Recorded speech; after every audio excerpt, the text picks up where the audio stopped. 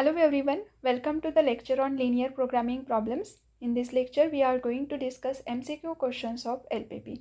Previous year net set के अगर examples आप लोग देखते हो तो you will get the idea कि सेम कंसेप्ट के ऊपर सेम टाइप्स के क्वेश्चन रिपीट हुए, तो उस कंसेप्ट को हमें समझना है किस किस टाइप के क्वेश्चन MCQ के पेपर्स में आते हैं, वो हमें डिस्कस करना है. तो इस लेक्चर में I will try to cover the different types of examples, also the concept and how to solve the examples. So let's start with our first example. So the first question is, which of the following statement is true for an linear programming problem? First statement is, the set of all feasible solution of an LPP is convex set. So convex set means क्या होता है, अगर आपके पास में कोई set है, जैसे मानो यहाँ पे मैंने एक सेट ड्रॉ किया. If we take any 2 points, कोई भी 2 पॉइंट्स यहाँ पे सेट के अंदर लेना है. सो सपोज एक पॉइंट यहाँ पे, दूसरा हियर. नाउ इन दोनों पॉइंट्स को अगर स्ट्रेट लाइन की हेल्प से ज्वाइन करते हो तो ये लाइन आउटसाइड दिस सेट नहीं आना चाहिए, मतलब line as well points as well as the line belonging to the set. So यहाँ पे अगर कोई भी 2 पॉइंट्स लेते हैं और ये पॉइंट्स एज वेल एज उनको ज्वाइन करने वाली स्ट्रेट लाइन उसी सेट के अंदर अगर है, तो then we can say it is a convex set. So ये डायग्राम, इस सेट को अगर हम कहते हैं कि ये अगर आपके पास में सेट है और इस फॉर्म में अगर है, so obviously it is not a convex set. Now what about the feasible region? So feasible region means क्या होता है, आपके पास में कुछ डिफरेंट कंस्ट्रेंट गिवन है और इनको एट ए टाइम होल्ड करने वाला non negativity restriction and constraint, इन दोनों को होल्ड करने वाला जो टर्म रहता है, that is our feasible solution. जैसे सपोज ये एक लाइन है, इसका solution towards the origin below the line है, okay.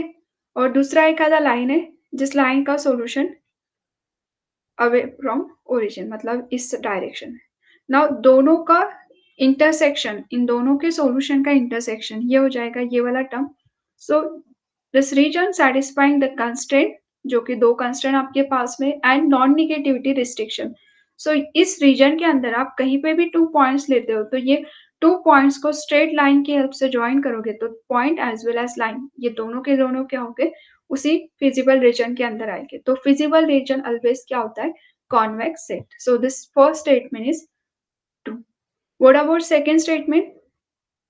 Every hyperplane is a convex set. तो यस, एवरी हाइपरप्लेन भी क्या होता है, it is a convex set. तो ये स्टेटमेंट अगर आपको नोन नहीं होगा तो इसको याद रखो कि it is always a true statement.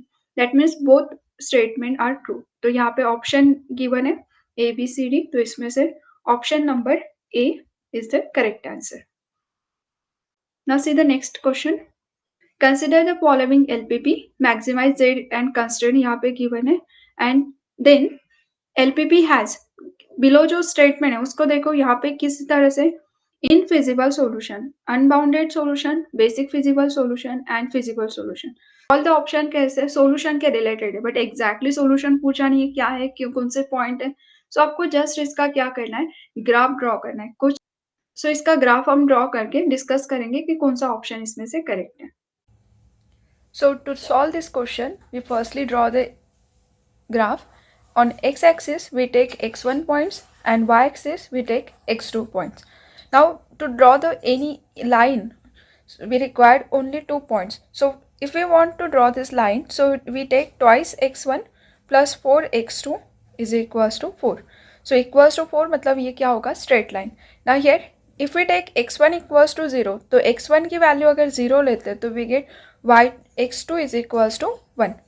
Similarly if we take x2 equals to 0, तो second point x2 की वैल्यू 0 लेंगे तो we get the x1 equals to 2. That means x2 line के ऊपर suppose it is a first point is 0,1, तो यह आएगा आपका x2 लाइन के ऊपर. सेकेंड इज 2,0, तो 2,0 यह आएगा x1 line के ऊपर, that is a 2,0. If we join these 2 points, so we will get the line twice x1 plus 4x2 is equals to 4. ये लाइन रिप्रेजेंट कर रहा है twice x1 plus 4x2 equals to 4. But हमें requirement क्या है, less than equals to. तो less than equals to मतलब ये इनके बिलो पूरा पोर्शन क्या हो जाएगा, सोल्यूशन, बिकॉज इस लाइन के बिलो आप कोई भी पॉइंट अगर लेते हैं तो वो सारे के सारे x1 और x2 के पॉइंट इस कंडीशन को होल्ड करते हैं. दैट मीन्स ये भी क्या हो गए, इस इक्वेशन को सेटिस्फाइड करने वाले पॉइंट्स.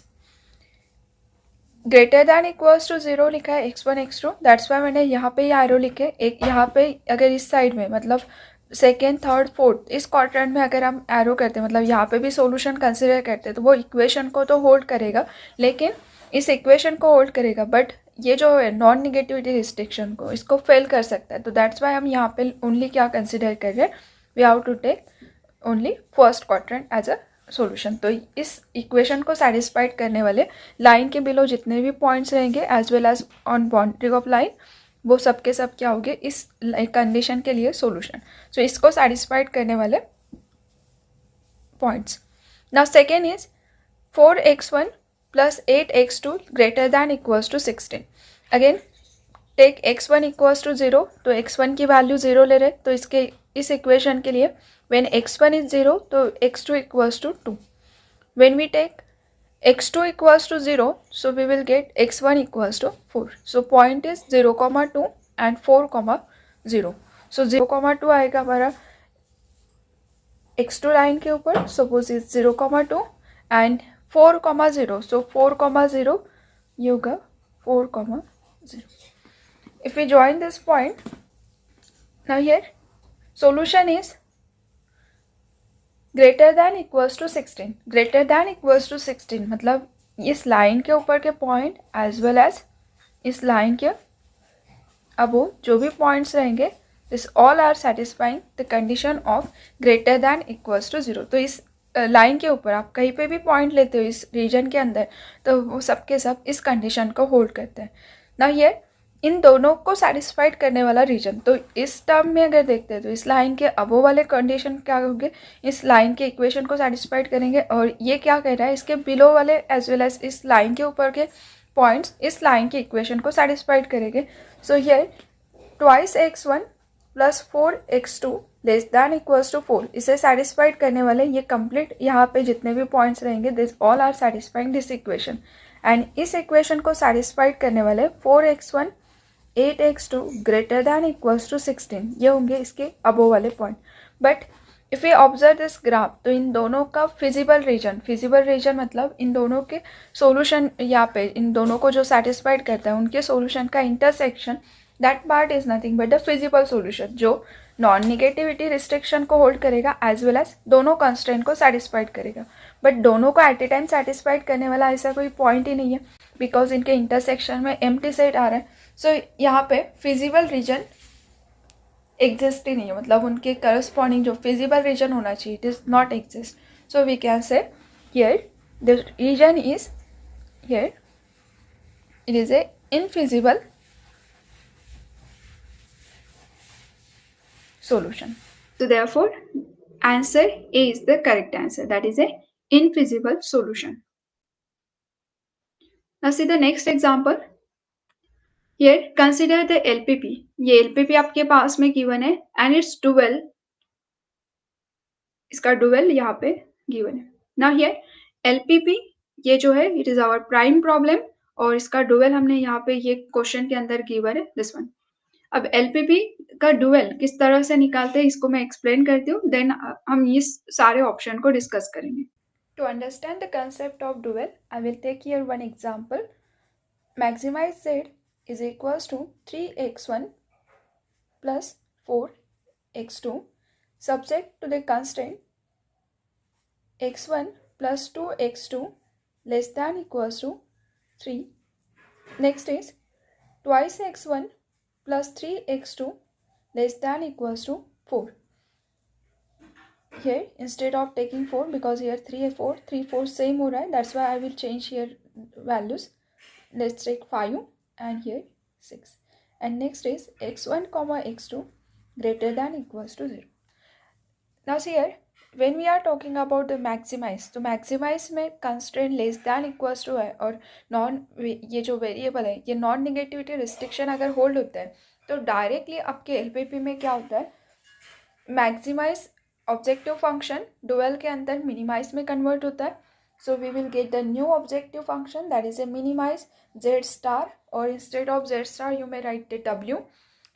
नेक्स्ट कंडीशन क्या होती है, ये जो इक्वल्स टू में लिखे हुए टर्म्स है, ये जो रहेगा 5 6, डायरेक्टली ये क्या हो जाता है इस इक्वेशन के अंदर, ये जो है ये कॉलम में, तो यहाँ पे आके वो रो में कन्वर्ट होता है। मतलब इसी मैट्रिक्स के फॉर्म में अगर इस टर्म को कन्वर्ट करते तो इसका मैट्रिक्स फॉर्म क्या हो जाएगा, it is nothing but 1 2 2 3 x1 x2 is equals to 5 6।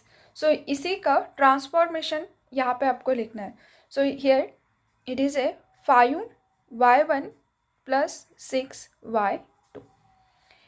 ना कंस्टेंट, अब कंस्टेंट में क्या चेंजेस हो गए, तो कंस्टेंट आपका ये जो कंस्टेंट के मैट्रिक्स हमने लिखे हैं, ये ए मैट्रिक्स, तो ये कोएफिशिएंट का ट्रांसफॉर्मेशन यहाँ पे आएगा, और instead of x1 x2 we get the variable y1 y2। मतलब इन शॉर्ट हम क्या कर रहे हैं, x1 ये जो आपका फर्स्ट वेरिएबल है उसके कोएफिशिएंट को रो वाइज लिखना है, तो फर्स्ट इक्वेशन में वो कंटेंट है, सो यहाँ पे आएगा y1, इक्वेशन 1 के करस्पॉन्डिंग आएगा y1, इक्वेशन 2 के करस्पॉन्डिंग आएगा y2।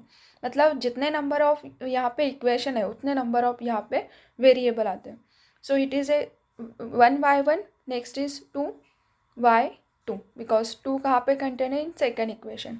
एंड मिनिमाइज के अंदर यहाँ पे अगर मैक्सिमाइज में मैक्सिमाइज के corresponding less than equals to है, तो मिनिमाइज के करस्पॉन्डिंग क्या होगा, greater than equals to.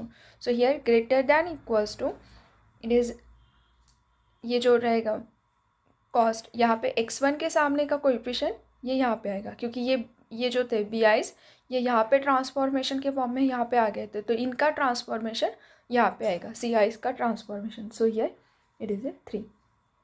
Next x2 के कोएफिशिएंट, तो अगेन x2 के कोएफिशिएंट फर्स्ट इक्वेशन में 2, तो first equation, so it is a y1, second equation में 3 y2 greater than equals to 4, and all variable satisfying non negativity restriction. So इस तरह से ये होता है डुअल में कन्वर्ट। ये मैंने शॉर्ट में बताया, इसका डिटेल वीडियो आपको डिस्क्रिप्शन बॉक्स में मिलेगा। अगर आपको थोड़ा भी कंसेप्ट में डाउट होगा तो उस लेक्चर को देख लो, क्योंकि इसमें सिर्फ इतना ही कंडीशन नहीं है, समटाइम्स आवर वेरिएबल में भी अनरिस्ट्रिक्टेड हो सकता है, sometimes instead of your less than greater than का कंडीशन हो सकता है। सो किस तरह से कन्वर्ट करते हैं वो सारी कंडीशन आपको उस लेक्चर में मिल जाएगा जहाँ पे डुअलिटी हमने डिस्कस की है। तो हियर इन दिस क्वेश्चन ये जो राइट साइड के टर्म्स है 10 2 6, ये क्या हो जाएंगे, यहाँ पे ऑब्जेक्टिव फंक्शन के अंदर y1 y2 y3 के कोएफिशिएंट करके आएंगे। तो y1 का कोएफिशिएंट हो जाएगा 10, y2 का कोएफिशिएंट हो जाएगा 2 एंड y3 का coefficient that is nothing but 6। So p q r इनकी वैल्यू यहाँ पे मिल गई है, p is our 10, q equals to 2 and r equals to 6। इसी के रिलेटेड फर्स्ट जो इक्वेशन है वो किस तरह से रहता है, ये जो x1 के कोएफिशिएंट्स है 1 2 2, यही यहाँ पे फर्स्ट इक्वेशन में रो में आ जाते हैं। तो x1 के कोएफिशिएंट मतलब यहाँ पे 1 2 2, सो a की वैल्यू हो जाएगी 1, b equals to 2 and c equals to again 2। Greater than equals to, यहाँ पे x1 का कोएफिशिएंट यहाँ पे आएगा, तो यस ये लिखा हुआ है। सेकेंड इक्वेशन में x2 के कोएफिशिएंट यहाँ पे रो वाइज लिखे हैं, और ग्रेटर देन इक्वल्स टू क्या हो जाएगा, या ऑब्जेक्टिव फंक्शन में जो x2 का कोएफिशिएंट है ये आ गया -1, यहाँ पे x3 के कोएफिशिएंट्स आएंगे यहाँ पे greater than equals to x3 के करस्पॉन्डिंग का कोएफिशिएंट, ये वाला term. So here these are the values of p q r s। so option में चेक कर सकते हो, p is 10, q is 2, c is r is 6। so r is 6 मतलब ये ऑप्शन ए डिस्कार्ड हो जाएगा।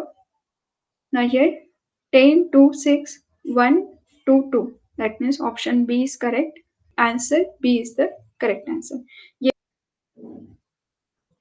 next example is consider LPP. This LPP is given, then the LPP has no feasible solution, multiple feasible solution, unique feasible solution, cannot say anything about the solution। so again इस question को solve करने के लिए solution के बारे में discuss कर रहे हैं, that means we firstly find out the graph. Again इस एग्जाम्पल को भी हमें एज पर ऑप्शन हमें ग्राफ ड्रॉ करना पड़ेगा, तो मैं इसका रफ में ग्राफ ड्रॉ करके दिखाती हूँ। ये on y-axis we take value of x2, on x-axis we take values of x1. Exactly graph आना नॉट नेसेसरी, क्योंकि हमें यहाँ पे एग्जैक्ट x1 x2 और y ये जो है ऑब्जेक्टिव फंक्शन इसकी वैल्यू नहीं निकालनी है, हमें जस्ट उसको सॉल्यूशन के बारे में डिस्कस करना है। तो रफ ग्राफ ड्रॉ करते वक्त जस्ट उसका जो पॉइंट है 1,0 और 2,0, तो कौन सा पॉइंट पहले आएगा कौन सा पॉइंट बाद में आएगा वो सब कुछ करेक्ट होना चाहिए। एग्जैक्टली ग्राफ नहीं रहा तो भी चल सकता है। ना हियर फर्स्ट इक्वेशन, तो अगेन x1 की वैल्यू को 0 रखोगे तो यहाँ पे पॉइंट हो जाएगा 0,10 and if we take x2 equals to 0 तो we will get point. x2 की वैल्यू 0 रख रहे हैं तो 5 से डिवाइड कर दो तो it is a 6,0। Similarly second point जो है इस सेकेंड इक्वेशन के corresponding when we take x1 is 0 तो x2 equals to 9 and if we take x2 equals to 0 so x1 is 18। Now first point 6,0 and 0,10, तो 6,0 suppose ये यहाँ पे 6,0, 0,10, सो 0,10 join this point और इस लाइन के बिलो सॉल्यूशन है। ठीक, फर्स्ट क्वाड्रेंट के अंदर लाइन के below completely region satisfying this equation. Second में 0,9, सो ये 0,9 मतलब ये आएगा यहाँ पे, ठीक है, 0,9 below this point and next point is 18,0, so 18,0। Again इस लाइन के भी क्या है बिलो सॉल्यूशन, बिकॉज यहाँ पे लेस दैन इक्वल्स टू लिखा है, लेस दैन इक्वल्स टू लिखा है मतलब टूवर्ड्स द ओरिजिन सॉल्यूशन रहेगा, तो लाइन के बिलो। ग्रेटर दैन लिखा है तो अवे फ्रॉम ओरिजिन मतलब लाइन के अबो सॉल्यूशन, सो यहाँ पे क्या होगा बिलो। नाउ इन दोनों का सेटिस्फाइड करने वाला एट ए टाइम रीजन, तो इस लाइन के बिलो वाले सारे पॉइंट्स इस लाइन के ऊपर के पॉइंट्स इस लाइन को सेटिस्फाइड करते हैं और इस लाइन के बिलो इस लाइन को सेटिस्फाइड करते हैं। नाउ हियर इनका इंटरसेक्शन, तो ये वाला पार्ट कैसा है, इस पार्ट के अंदर इस लाइन के सॉल्यूशन आ रहे हैं लेकिन इस लाइन के नहीं, मतलब ये वाला पार्ट कैसे हो जाएगा satisfying only this equation. Similarly ये वाला जो पार्ट है ये कॉर्नर का पॉइंट कैसे है, इस इक्वेशन को सेटिस्फाइड कर रहा है लेकिन ये जो लाइन है इसके बिलो वाले इस कंडीशन को सेटिस्फाइड करेगा, ना कि ये वाला टर्म, मतलब ये भी फिजिबल रीजन के अंदर नहीं आता है। फिजिबल रीजन क्या होता है, जितने कंस्ट्रेंट है उन सबको सेटिस्फाइड करने वाला रीजन, सो कंस्ट्रेंट को as well as non negativity restriction, तो ये हो जाएगा हमारा feasible region, intersection of all the regions. So non negativity restriction and all constraint satisfied कर रहा है ये region, that is a feasible region. Solution मतलब क्या होता है, वैल्यूज ऑफ x1 x2 जो कि constraint as well as non negativity restriction को सेटिस्फाइड करना है। Feasible solution that means the values of x, y order pair x, y which satisfying this constraint as well as non negativity restriction. और हमने यहाँ पे क्या कहा था कि इस रीजन के अंदर का कोई भी पॉइंट उठाते हो तो वो कंस्ट्रेंट को सेटिस्फाइड कर रहा है, एज वेल एज ये जो है पॉजिटिव क्वाड्रेंट में है तो मतलब नॉन नेगेटिविटी रिस्ट्रिक्शन सेटिस्फाइड कर रहा है। तो ऐसे इस रीजन के अंदर कितने पॉइंट्स हैं, तो देयर आर इनफाइनाइट पॉइंट्स, मतलब आप कोई भी पॉइंट इस रीजन का उठाते हो तो वो हर एक पॉइंट इन दोनों कंडीशन को होल्ड करता है as well as non negativity restriction, मतलब सारे के सारे इस रीजन के पॉइंट क्या कहलाएंगे, फिजिबल सॉल्यूशन। सो इस यहाँ पे फिजिबल सॉल्यूशन फर्स्ट ऑप्शन था नो फिजिबल सॉल्यूशन, तो ऐसे नहीं है, इसको फिजिबल सॉल्यूशन है। क्या यूनिक फिजिबल सॉल्यूशन है, तो नहीं, यहाँ पे इस पॉइंट के अंदर यूनिक पॉइंट नहीं है। समटाइम्स ग्राफ ऐसे होता है कि कुछ कुछ टाइम पे ऐसे भी कंडीशन आती है कि जहाँ पे यूनिक फिजिबल सॉल्यूशन आ सकता है। जैसे सपोज एक लाइन है ये वाला जहाँ पे सॉल्यूशन है लेस दैन इक्वल्स टू, मैं इक्वेशन नहीं लिखती हूँ बट ऐसे अज्यूम करो कि इसके बिलो सॉल्यूशन है। दूसरा लाइन है इस टाइप का जिसके greater than equals to solution है, मतलब ये वाला पार्ट इनके अंदर आ रहा है। और थर्ड लाइन है ये वाला जिसके इस साइड में सॉल्यूशन है। अब देखो यहाँ पे इन तीनों का कॉमन रीजन अगर देखोगे तो ये वाला पार्ट इनके कॉमन में नहीं है, ना तो ये पार्ट है ना ये वाला। सो इनका कॉमन पार्ट कौन सा है, सिर्फ एक ही पॉइंट है, दैट इज दिस वन। सो इस टाइम पे हमें सिर्फ पॉइंट यही एक फिजिबल रीजन कहलाएगा। तो ये पॉइंट मतलब फिजिबल रीजन है, तो मतलब इसके लिए सोल्यूशन क्या होगा, यूनिक फिजिबल सोल्यूशन। तो इस कंडीशन में आप ये कह सकते हैं कि it has only one solution और feasible solution, that means it is a unique feasible solution. So जब शेडेड रीजन आप तीनों के जितने भी कंस्ट्रेंट हैं उनको सेटिस्फाइड और नॉन नेगेटिविटी रिस्ट्रिक्शन को सेटिस्फाइड करने वाला जो रीजन है उसका मतलब सारे रीजन का इंटरसेक्शन, तो वो अगर सिर्फ पॉइंट के फॉर्म में आता है तो then it is called a unique feasible solution. लेकिन यहाँ पे इनफाइनाइट पॉइंट्स है, so we can say it has multiple feasible solution. So option number B is the correct answer. Next example is, which of the following statement are true for an LPP? First statement is, every feasible solution is a basic feasible solution. So every feasible solution need not be a basic feasible solution. तो ये option first wrong है. Second is, if there is a feasible solution then there is a basic feasible solution. तो अगर आपके पास में feasible solution है तो वहाँ पे basic feasible solution रहता है. So for this question only second statement is true. That means from option B is correct answer. Next example is, consider the following LPP. Here option is again in the form of feasible solution, no feasible solution, unbounded solution and none of the above. So again इसके लिए हम graph draw करेंगे. In this question again we have to draw the graph and discuss about the feasible region. तो exam में भी आपको scale वगैरह लेके ड्रॉ करने की ज़रूरत नहीं है, सीधा सीधा एक रफ में ग्राफ ड्रॉ कर सकते हैं. तो हियर x1 की वैल्यूज़ यहाँ पे लेंगे, x2 on this line. Now here x1 less than equals to 3. तो x1 इक्वल्स टू 3 का लाइन कैसे होगा, x1 इक्वल्स टू 3 मतलब this line it is a x1 equals to 3 less than equals to, तो toward the origin solution मतलब इस side के जितने भी पॉइंट्स होंगे वो सब के सब इस कंडीशन को होल्ड करेंगे. जैसे x1 की वैल्यू इधर साइड में जाओगे तो यहाँ पे 2 वगैरह, तो yes 2 is less than equals to 3. तो लेस दैन इक्वल्स टू के टाइम पे toward origin solution. Now second line x1 minus x2 less than equals to 0. तो x1 minus x2 less than equals to 0. तो x1 minus x2 equals to 0 ले लो, क्योंकि हमें पहले line draw करनी, फिर हम लेस दैन इक्वल्स टू कौन कौन सेटिस्फाइड करता है वो चेक करते हैं. सो इक्वल्स टू 0 लेने से ये point, that means x1 equals to x2 और x इक्वल्स टू y का ग्राफ क्या होता है, line passing through origin, that means this line is x1 equals to x2. But हमें कंडीशन क्या है, x1 minus x2 less than equals to 0. अब यहाँ पे आपको थोड़ा सा चेक करना पड़ेगा कि इस कंडीशन को कौन सेटिस्फाइड कर रहा है, क्या ये वाला पार्ट सेटिस्फाइड करता है कि दिस वन. सो यहाँ पे अगर कोई पॉइंट लेते हैं तो इसका पॉइंट में क्या होगा, यहाँ पे 2,0 इज द पॉइंट, इस डायरेक्शन में यहाँ पे आ सकता है.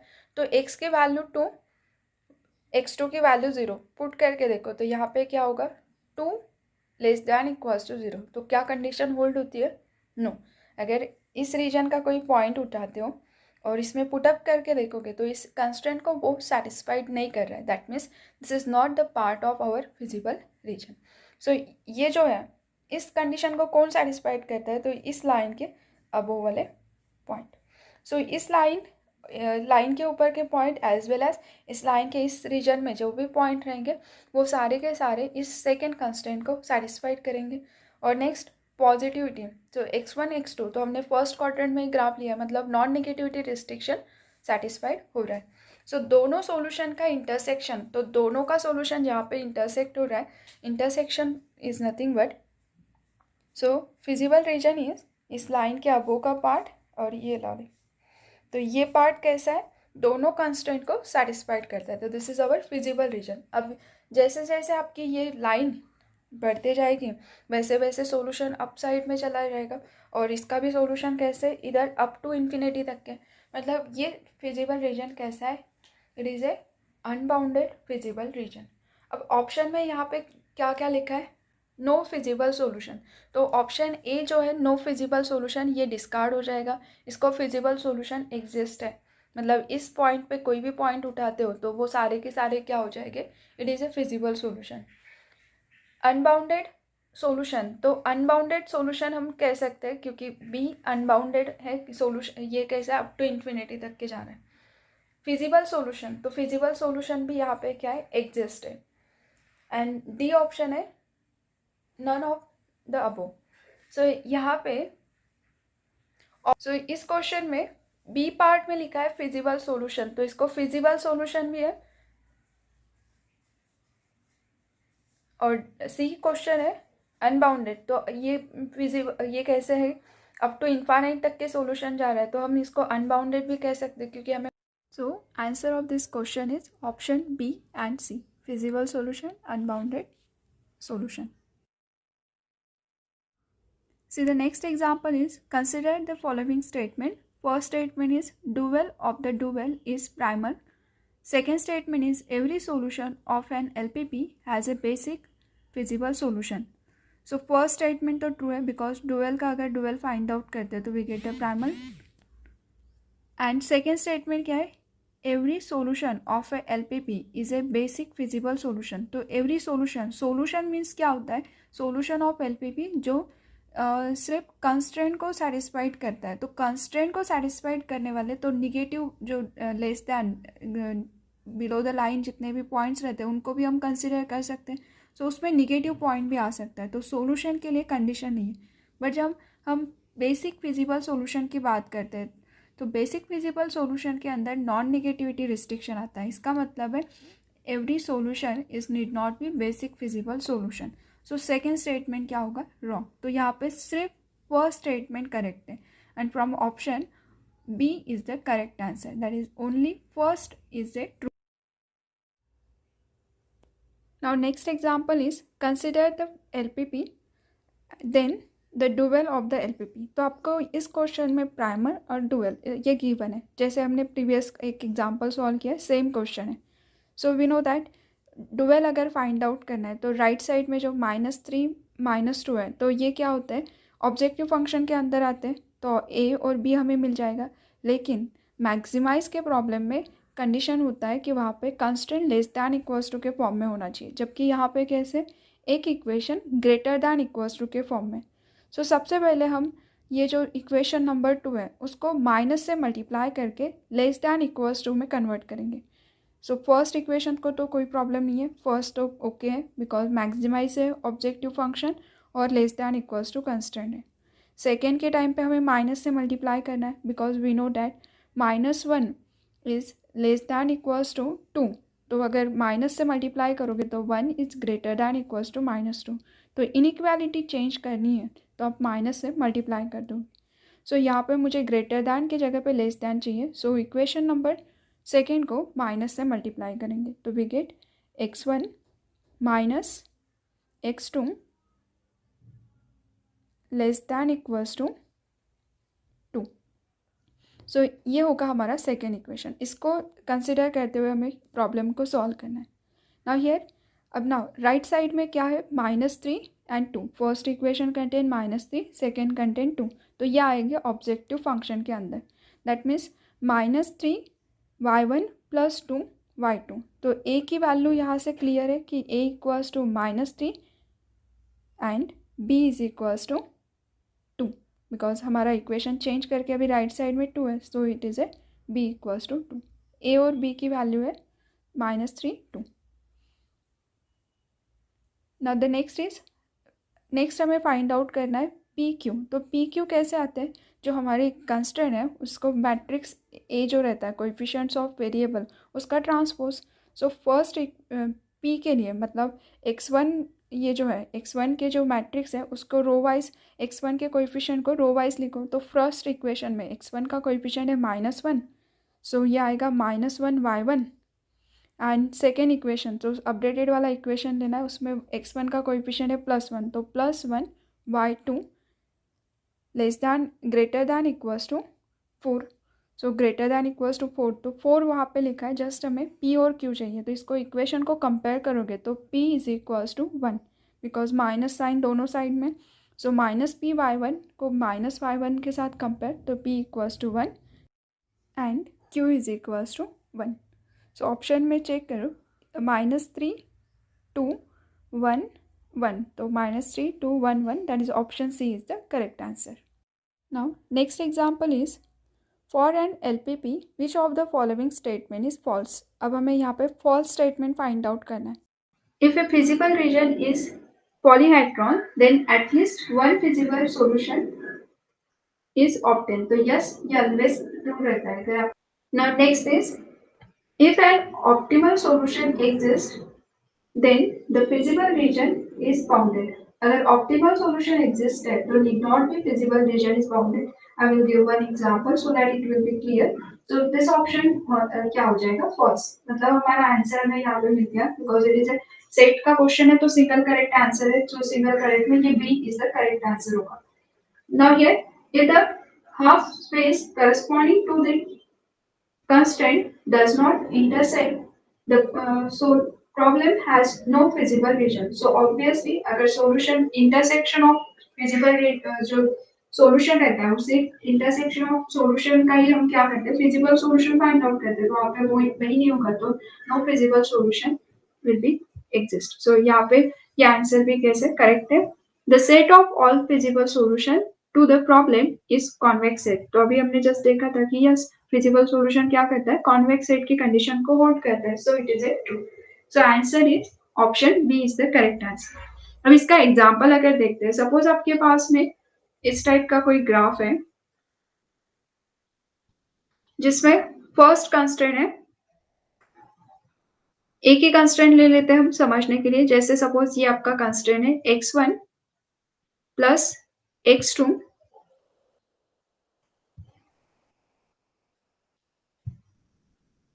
greater than equals to 2.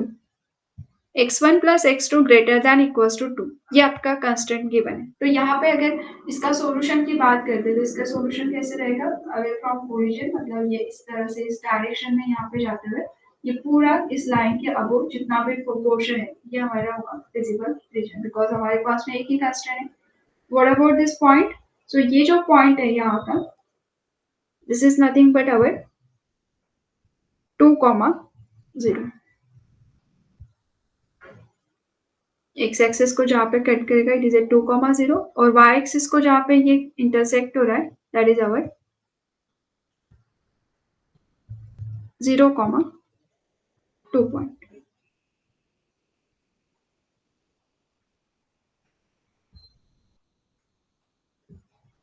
ना इस ग्राफ में सॉल्यूशन कैसा है अप टू इंफिनिटी तक के जा रहा है तो this is our unbounded feasible region. अब बाउंडेड फिजिबल रीजन नहीं है अनबाउंडेड फिजिबल रीजन है. और let's objective function is minimize z equals to 3x1 plus x2. Now here minimize z हमारा ऑब्जेक्टिव क्या है मिनिमाइज करना है. सो यहाँ पे भले ही हमारा सॉल्यूशन अप टू इंफिनिटी तक के जाएगा लेकिन जहां से x1 और x2 की वैल्यू अगर इंक्रीज हो रही है तो वैसे वैसे ये जो है z इसकी वैल्यू इंक्रीज होते जाएगी उस पर्टिकुलर पॉइंट के लिए. बट हमें क्या चाहिए मिनिमाइज z. सो मिनिमम से मिनिमम वैल्यू क्या हो जाएगी यहाँ से आगे जाने से नहीं होगा तो नीचे आना पड़ेगा. तो यहाँ पे क्या होगा इस बाउंड्री के ऊपर कहीं ना कहीं तो भी उसका सॉल्यूशन ला होगा. सो फर्स्ट पॉइंट क्या है 0,2. सो x1 की वैल्यू 0 और x2 की वैल्यू 2 अगर पुटअप करते हैं तो यहाँ पे 0,2 इस पॉइंट के लिए एट पॉइंट ए ये जो z है इसकी वैल्यू हो जाएगी 2 और at point B suppose this is our point B. So at point B value of z will be 6 क्योंकि x1 की वैल्यू कितनी है वहां पे 2. So 2 into 3 is 6. So at point B z equals to 6. अब इस ग्राफ के help से आपको नोन हो रहा होगा कि सबसे मिनिमम वैल्यू कहाँ पे आएगी 0,2 पे. अब यहाँ से ऑनवर्ड्स अगर आप जितना जितना ऊपर चले जाओगे तो वैसे वैसे y की वैल्यू बढ़ेगी. सो ऑब्वियसली वहां पे x2 की वैल्यू इंक्रीज हो रही है तो ये z की वैल्यू मैक्सिमाइज होते जाएगी मतलब इंक्रीज होते जाएगी. और वैसे ही आप इस साइड में अगर चले जाओगे x की वैल्यू 2,0 के राइट साइड में ऑनवर्ड्स तो वहां पे भी क्या हो रहा है we get maximum value greater than 2 value. तो z सबसे मिनिमम वैल्यू का कौन सी है 2 और वो कौन से पॉइंट पे एट 0,2. मतलब इस फिजिबल रीजन में feasible region is unbounded still the solution is exist. So here optimal solution is exist. So this is the example for this question. So that means ये statement कैसा है false है कि इन्होंने कहा था कि optimal solution is exist then the feasible region is bounded. तो need not be bounded. वो bounded हो भी सकता है और नहीं भी हो सकता है. So option B is the correct answer. Now next example is ये 2019 सेट का क्वेश्चन है. इंटरेस्टिंग एग्जांपल है, यहाँ पे आपके पास में ग्राफ गिवन है, सब कुछ गिवन है, मतलब विद इन अ सेकंड में ही हम आंसर निकाल सकते हैं। जस्ट हमें क्या करना है, find out the objective function attain its maximum value. So objective function maximize करना है z को, तो ऐसा कौन सा x1 x2 की वैल्यू है जहाँ पे z की वैल्यू मैक्सिमम होगी।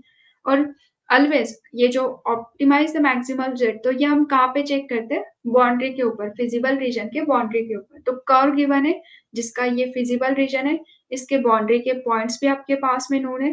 Points R T, here P Q R S T, और ये भी एक पॉइंट है इसी का, ये पॉइंट भी कैसे हमारे फिजिबल रीजन का पॉइंट है। सो पी पॉइंट, इसकी वैल्यू क्या है, 4,0। अब इस रीजन के अंदर हमें पुट अप करके चेक करना है कि कहाँ पे एग्जैक्टली z की वैल्यू मिनिमम है। सो p पॉइंट पे z की वैल्यू निकाल के देखो। सो एट पॉइंट p पे अगर निकालते हैं तो z will be our, here p point is 4,0, p is 4,0, that means x1 की वैल्यू है 4 और x2 की वैल्यू है 0। सो 4,0 अगर इसमें पुट करते हैं तो it is A 8 minus 12, 8 minus 12 that is A minus 4। So z is -4। q point अगर पुट अप करके देखोगे तो q के कोऑर्डिनेट्स क्या है, q is 4,2। So x1 is 4 and x2 is 2। So x1 is 4 और x2 is 2, तो it is a 10 minus 12, that is a z equals to -2। तो z की वैल्यू यहाँ पे होगी q पॉइंट पे -2। जो नेक्स्ट पॉइंट है यहाँ पे अननोन पॉइंट है, सपोज हम उसको x कंसिडर करते हैं, x पॉइंट। तो इसके कोऑर्डिनेट्स है 3, 4, और इस पॉइंट के ऊपर इस z की वैल्यू है, z is equals to -2। Now next r point, तो r के कोऑर्डिनेट्स है 2,6, तो 2,6 कोऑर्डिनेट्स ऑफ r इज 2,6। और ये पॉइंट अगर आप पुट अप करते हैं तो x की value 2, that is it is a 4, x equals to 2, तो ये हो जाएगा product 4, 4 plus 6 is 10 -2, that means again it is a -2। Next point is s। अब बाकी सारे पॉइंट्स पुट करने की वैसे जरूरत नहीं है, जो जो आपके पास में इस ऑप्शन में गिवन है ना, ये पॉइंट चेक करो, ये चारों पॉइंट आपके गिवन कर्व के ऊपर लाए होते हैं क्या, अगर होता है तो उसी के ऊपर z की वैल्यू चेक करो कि कहाँ पे मैक्सिमम है। हमारा मोटिव क्या है, maximize the z। So maximum value कौन से पॉइंट पे, वो चेक करना है। वैसे ही अगर s पॉइंट को भी चेक कर सकते हैं, s आपका क्या है, कोऑर्डिनेट्स 1,7। सो 1,7 तो ऑप्शन ए में गिवन है, so that's why we have to check at 1,7। So x की वैल्यू 1 अगर पुट करते हैं और x2 की value 7, so it is a 2 plus 7, that is 9, 9 minus 12, so 9 minus 12, so it is a -3। Okay, और T point उसी के parallel में, तो इट इज 0,7, ऑब्वियसली वहां पे निगेटिव वैल्यू मतलब मिनिमाइज हो जाएगा। तो हमें मैक्सिमम चाहिए, तो इन सारे पॉइंट में -2 सबसे मैक्सिमम है। तो ऑप्शन में अगर चेक करते तो -2, तो यहाँ पे 3,4, तो ये 3,4 इज द करेक्ट, बिकॉज यहाँ पे x पॉइंट है 3,4, यहाँ पे maximum value -2 is the maximum value of objective function. तो ये पर्टिकुलर कौन से पॉइंट के लिए दे रहा है, 4,2 पे, 3,4 पे एंड 2,6 पे। तो इस ऑप्शन में सिर्फ एक ही पॉइंट यहाँ पे लिखा हुआ है, that is option number B. So B is the correct answer for this question. Next, of the following is the true with respect to the optimal solution of LPP। So हमें true statement find out करना है। First is every LPP has an optimal solution, need not B, क्योंकि हर एक LPP को optimal solution रहेगा, not necessary. के लिए आपको एग्जांपल अगर चाहिए होगा तो हमने जस्ट अभी जो कर्व डिस्कस किए थे, इसमें ये अनबाउंडेड जो कर्व है, इसमें अप टू इनफाइनाइट तक के जा रहा है। If our objective is maximize, so maximize objective के अंदर इसका जो x1 और x2 की वैल्यू जितनी लार्ज होगी उतना ही हमारा ऑब्जेक्टिव मैक्सिमम वैल्यू z का वैल्यू जो है वो मैक्सिमम होते जाएगा। सो इसके लिए अगर ऑब्जेक्टिव मैक्सिमाइज होता था तो इस ग्राफ के करस्पॉन्डिंग हमें कोई सॉल्यूशन नहीं मिलता था। सो ऐसे भी एलपीपी है कि जहाँ पे आपके पास में सॉल्यूशन एग्जिस्ट रहना not necessary. So here this option is wrong. So A is statement is not correct. B statement is optimal solution of an LPP occurs only at an extreme point of convex set of feasible solution. ये भी again कैसा है? Wrong statement है.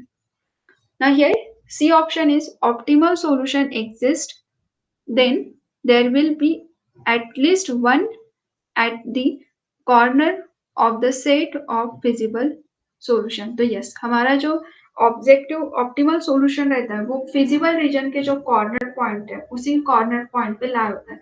Sometimes ऐसे curve जो रहते हैं ये इस टाइप का एक कर्व है जहाँ पे ये सपोज आपका फिजिबल रीजन है और इस इक्वेशन ऑफ लाइन को हम कंसिडर करेंगे x plus Y is equals to less than equals to x plus Y less than equals to 2। और अगर ऑब्जेक्टिव फंक्शन आपका है ऑब्जेक्टिव इज मैक्सिमाइज z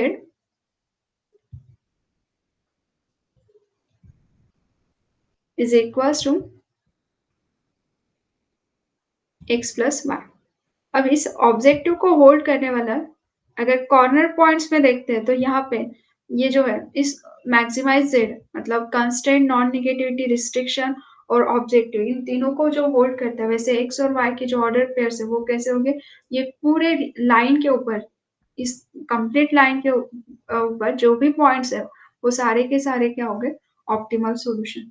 सो ये फिजिबल रीजन के बाउंड्री के ऊपर है तो ऑलवेज फिजिबल रीजन जो आपके पास में रहेगा उसका जो कर्व रहेगा उस कर्व के ऊपर ही क्या हो सकता है ऑप्टिमल सॉल्यूशन एग्जिस्ट करता है। तो और every feasible solution is an optimal solution. तो every feasible solution need not be optimal solution क्योंकि ये भी कैसा है फिजिबल सॉल्यूशन का ही पार्ट है। ये भी अगेन फिजिबल सॉल्यूशन है but it is not a optimal solution. Feasible region के अंदर के सारे ही पॉइंट्स क्या होते हैं फिजिबल सॉल्यूशन कहलाते हैं। सो ये सारे ही पॉइंट ऑप्टिमल सॉल्यूशन नहीं होते। ऑप्टिमल सॉल्यूशन जो ऑब्जेक्टिव को होल्ड करता है तो यहाँ पे मैक्सिमाइज जेड है तो कौन से ऐसे एक्स की वैल्यू है फिजिबल रीजन के अंदर जो ऑब्जेक्टिव को होल्ड करते हैं that is our optimal solution. तो ये आंसर क्या होगा discuss that means option C is the correct answer. Next example is at any iteration of the usual simplex method maximize problem there is a at least one basic variable in the basic at zero level and all zj minus cj greater than equals to zero then the correct solution is। अब देखो यहाँ पे क्या कह रहा है इसका meaning क्या हो रहा है कि आपके पास में सिंप्लेक्स टेबल है। आपका मोटिव क्या होता है सिंप्लेक्स अगर एलपीपी आपके पास में गिवन है तो उसको आप मैक्सिमाइज में कन्वर्ट करते हैं। तो यहाँ पे ऑलरेडी प्रॉब्लम कैसा है मैक्सिमाइज में और उसमें आप सिंप्लेक्स टेबल आप फॉर्म करते हो। तो if we get all Z J minus C J greater than equals to zero तो आपका वो क्या हो जाता है फाइनल टेबल और उसके करस्पॉन्डिंग जो एक्स बीस रहते हैं that is a basic variable और उसके करस्पॉन्डिंग सॉल्यूशन। सो ये y भी आप लिखते हो बेसिक वेरिएबल उसके करस्पॉन्डिंग x भी that is a basic solution. So ये वेरिएबल की यहाँ पे वैल्यूज रहती है और नॉन बेसिक वेरिएबल सारे के सारे क्या होते हैं जीरो। इन केस अगर यहाँ पे बेसिक वेरिएबल के करस्पॉन्डिंग फाइनल टेबल के अंदर इस बेसिक वेरिएबल के करस्पॉन्डिंग वैल्यू अगर जीरो आती है value of basic variable is zero तो then that solution is called a degenerate solution। ये डेफिनेशन ही है degenerate solution की कि अगर बेसिक वेरिएबल की वैल्यू जीरो होगी तो then it is a degenerate solution।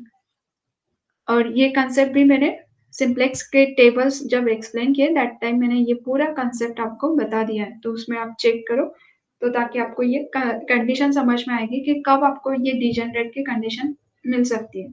उससे में अनबाउंडेड सॉल्यूशन का भी कंडीशन होता है जब पूरा टेबल का कंप्लीटली जो इनकमिंग वेक्टर है उसमें सारे के सारे वैल्यूज अगर निगेटिव हो गए तो we will get unbounded solution.